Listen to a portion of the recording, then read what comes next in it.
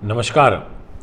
सभी दोस्तों का हार्दिक स्वागत करता हूं हमारे एस्ट्रो टीवी इंडिया, हमारे फेसबुक पेज, हमारे वैदिक इस एस्ट्रो 24 पेज पर, इंस्टाग्राम पर। आज मैं आपको जानकारी दूंगा कि अगस्त 2023 का जो राशिफल है, इस राशिफल में सिंह राशि का भविष्य क्या कहता है, कन्या राशि का क्या कहता है, किस प्रकार से घटनाएं बदलेंगी, हमारे जीवन को प्रभावित करेंगी, ये सारी जानकारी आज मैं आपको वीडियो में दूंगा। देखिए, ग्रहों का प्रभाव उतना उचित तो नहीं है, क्योंकि पांच ग्रहों का वक्र चाल में इस पूरे महीने प्रभाव देखने को मिलेगा। और दिनांक 17 अगस्त को सूर्य सिंह राशि में, अपनी ही राशि में गोचर कर जाएंगे। ये एक सबसे बड़ा एडवांटेज है जो सिंह राशि के दर्शकों को प्राप्त होगा। पहले हम सिंह राशि की बात करेंगे, तो इसलिए डिस्प्ले में आपके सामने सिंह राशि को ही दिखाना चाहूँगा। आ चुकी है। जहाँ 5 नंबर लिखा हुआ है इधर, ये है सिंह, इसके स्वामी सूर्य, और एक खाना है मान सम्मान यश उपलब्धि का। इसके जस्ट सामने आप 11 नंबर लिखा हुआ देख रहे हैं, वो 11 नंबर होती है कुंभ राशि, और उसके स्वामी होते हैं शनि महाराज, और वो खाना है आपके मैरिज लाइफ का। ऐसे अलग अलग भाव, अलग अलग स्वामी और अलग अलग उस घर से संबंधित बातें। गोचर समझा रहा हूँ। 17 तारीख को सूर्य सिंह राशि में, मंगल ग्रह जस्ट उसके नेक्स्ट डे 18 अगस्त को कन्या राशि में दोपहर में 4 बजे आ जाएंगे। बुध देव दिनांक 23 अगस्त को सिंह राशि में वक्री हो जाएंगे। देवगुरु बृहस्पति पूरे महीने मेष में रहेंगे। शुक्र 7 अगस्त को कर्क राशि में वक्री हो जाएंगे, और शनि महाराज कुंभ राशि में वक्र चाल में चलेंगे। तो कहने का अर्थ ये हुआ कि ये है एक ग्रह गोचर जो आपके जीवन को प्रभावित करेगा। अब मैं विषय को आगे बढ़ाता हूँ और बताता हूँ कि सिंह राशि में क्या होगा। अगर हम मान सम्मान की, यश उपलब्धि की बात करें, तो आपके लिए जो परिस्थितियाँ हैं दिनांक 17 अगस्त से बहुत ज़्यादा अनुकूल बनने लगेंगी, क्योंकि 17 अगस्त को जैसे ही शरीर पर आएंगे तो मान सम्मान, यश, वैभव, पद प्रतिष्ठा, सामाजिक प्रतिष्ठा, आपका व्यक्तित्व, ये सारी की सारी चीज़ें आपकी काफ़ी बलशाली हो जाएंगी, और इन सभी चीज़ों में आपको काफ़ी ताकत देखने को मिलेगी। ऐसा आपकी पत्रिका में ग्रहों के गोचर दिखाई पड़ रहे हैं।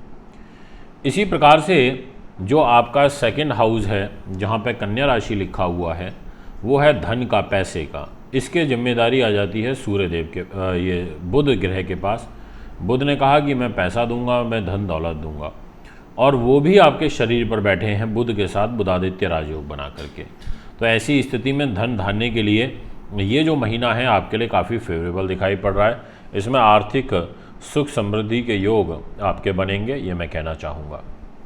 इसके अलावा एजुकेशन के क्षेत्र में आपको विशेष रूप से सफलता मिलेगी, ऐसा भी आपकी ग्रहों की गति इशारा करती हुई नज़र आ रही है।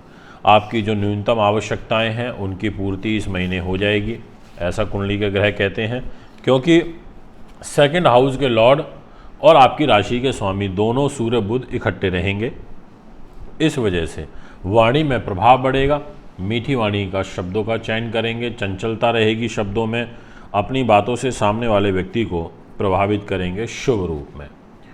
यदि मैं आपसे बात करूं आपके थर्ड हाउस की, जहां 7 नंबर लिखा है, तो वो घर है छोटे भाई बहनों का, सगे संबंधियों का, मित्रों का।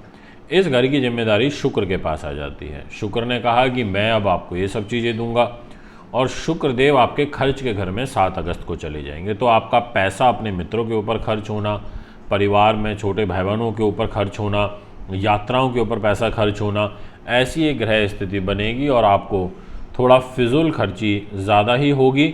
आपको यहाँ पर गलत संगति से दूरी बना करके रखनी चाहिए। यदि मैं बात करूँ आपके सुख साधनों की, तो इस घर की जिम्मेदारी मंगल ग्रह के पास आ जाती है, जहाँ 8 नंबर लिखा है, और मंगल ग्रह पैसे के घर में आ जाएंगे। वैसे तो शत्रु राशि में आएंगे, पर फिर भी कुछ आंशिक रूप से धन का लाभ अवश्य देंगे। वैसे पहले 17 दिनों में आपको ज़्यादा अच्छा लाभ मिलेगा, वो भी प्रॉपर्टी से रिलेटेड, सुख साधनों से रिलेटेड, ये मैं आपसे कह देना चाहता हूँ। यदि बात करी जाए आपके माता के स्वास्थ्य की, तो उनके स्वास्थ्य में गड़बड़ होगी 18 अगस्त के बाद, थोड़ा ध्यान रखिएगा। यदि हम बात करें आपकी बुद्धि उन्नति की, तो इस घर की जिम्मेदारी आ जाती है देवगुरु बृहस्पति के पास, और गुरुदेव भाग्य में बैठे हैं, भाग्य को चमकाते रहेंगे, साथ में आपकी उन्नति को भी चमकाएंगे। यानी कि कोई कॉम्पिटिटिव एग्ज़ाम है तो वो आपका क्रैक हो जाएगा। इसके अलावा आपको एग्ज़ाम्स में विशेष सफलता भी प्राप्त होगी। कोई नए बड़े लोग आपके संपर्क में जुड़ेंगे। आपकी प्रबंधन, नीति शास्त्र, विद्वानता, काव्य कला, ये चीज़ें अच्छी होंगी। आप मनोरंजन प्रिय हो जाएंगे। आपका बौद्धिक स्तर वो काफ़ी बढ़ जाएगा। ऐसा आपकी कुंडली में ग्रहों की चाल दिखाई पड़ रही है। इसके बाद मैं आपसे बात करूंगा आपके रोग, चोट, शत्रु, बाधा की। तो छठे भाव के स्वामी शनि महाराज हो जाते हैं और शनिदेव रोगेश होकर के आपकी पत्रिका में वक्र चाल में सप्तम भाव कुंभ राशि में रहेंगे।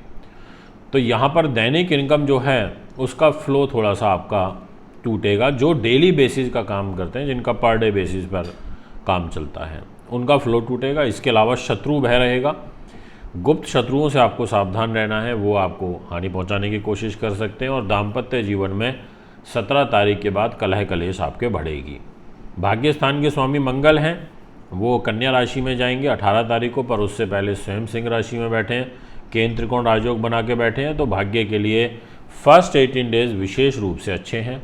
अगर आप जॉब की बात करी जाए, कैरियर की या गवर्नमेंट जॉब वालों की, तो शुक्र के बाद जिम्मेदारी आ जाती है। आपका पैसा आपकी नौकरी पे, आपके कार्य क्षेत्र पर ज़्यादा खर्च होने का योग दिखाई पड़ रहा है। अब मैं आपसे बात करूंगा नेक्स्ट राशि की, और वो रहेगी कन्या।